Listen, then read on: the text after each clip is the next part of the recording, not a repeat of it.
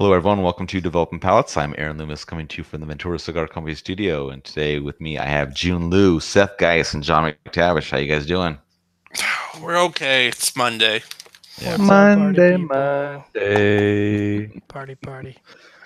So today we are talking about the Southern Draw, Manos Habano Petit Edmundo. It's a Robusto, 4 3/4 by 52, comes out of the Tabacalera Fernandez factory in Nicaragua. This one does have an Ecuadorian Habano wrapper on it. Binder is from Cameroon, and the filler is Nicaragua and Dominican Republic, blended by Robert Holt. Price point is $5.99, and the cigar was released in October of 2018. So all out of the way, June, what was your smoking experience like? It was okay. First third, I got a lot of construction paper, like a dry just paper notes, which is not one of my favorites. But if I dig a little deeper, I some dried nuts, got a subtle pepper spice coming through. When I retrohaled, I got more of the dry nuttiness and that black white pepper spice, which is good. So to that extent, retrohaling is probably my favorite in terms of like the flavors I tasted. Finish on the shorter end, still getting that construction paper, black pepper, like airy breadiness to it, strength and body, medium. Moving on to the second third, it was the best part of the cigar. I actually rated it good, whereas the other parts were average for me. I felt I started getting some biscuits, minerals to show up, but it was still the same. I still had that construction paper taste in my mouth and the nuttiness and the black white pepper. Within the last third, it's kind of reverted back to more of that construction paper kind of a note with this black pepper or white pepper spice to it, and still, strength of body, medium. Construction wise, perfect. Not a single complaint.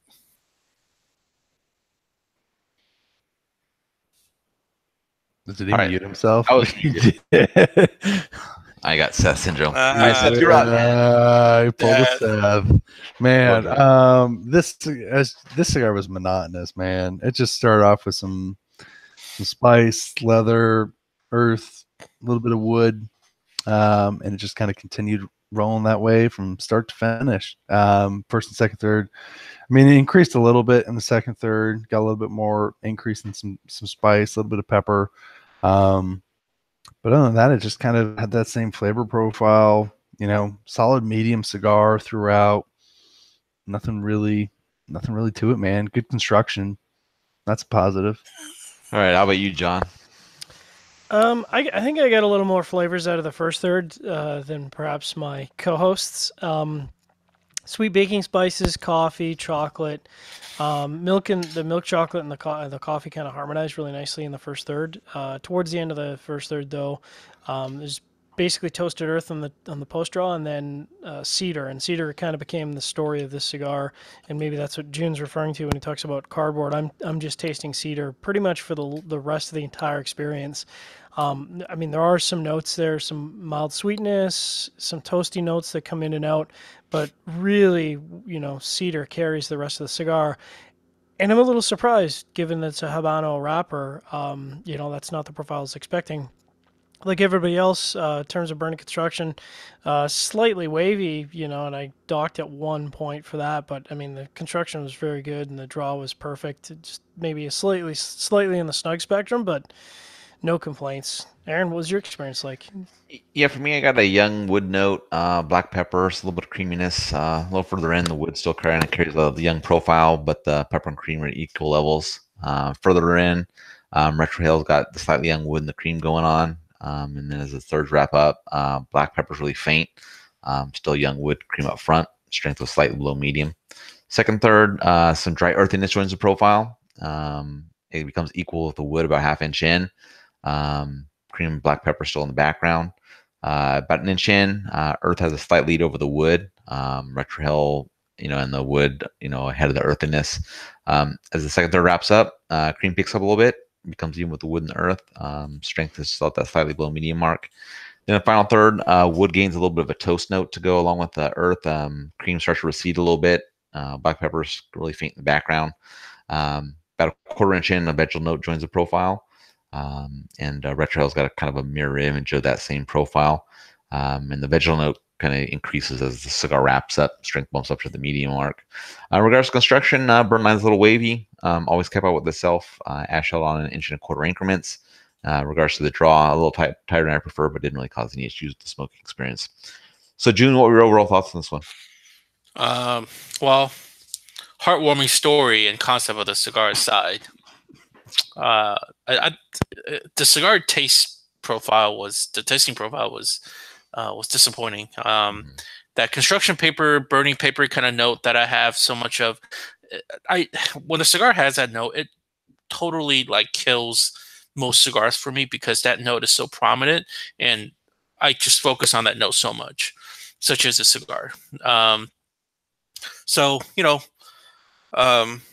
pick some up to support a good cause. All right, Seth, how about you?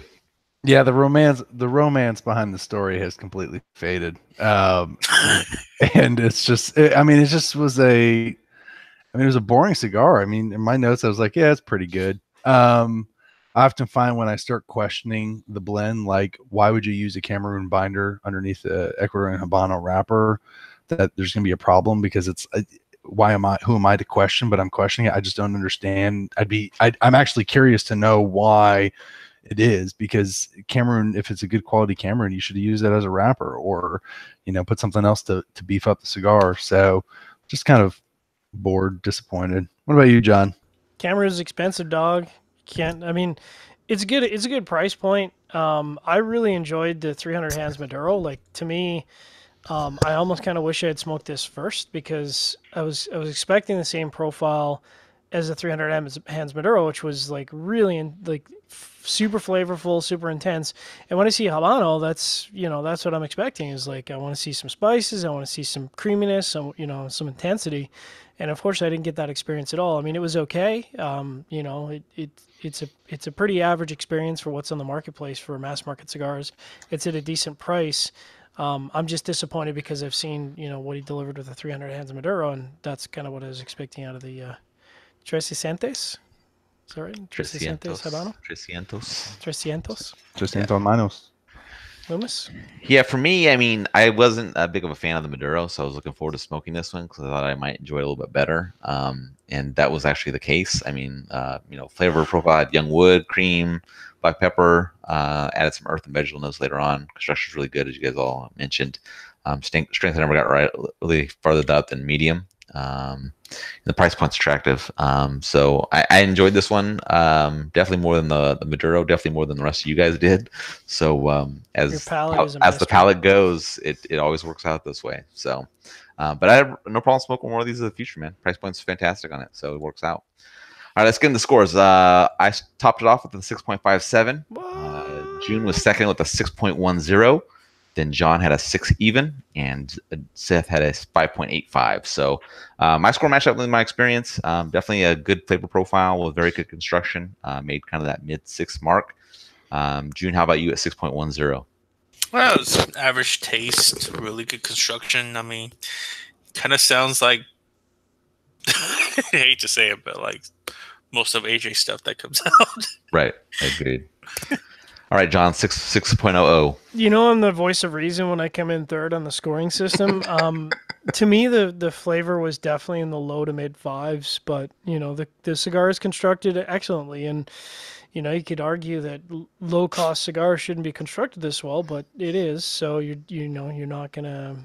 If you look at the cigar and you look at the price point, and you're like, oh, it's going to be a badly constructed cigar. That's definitely not the case at all.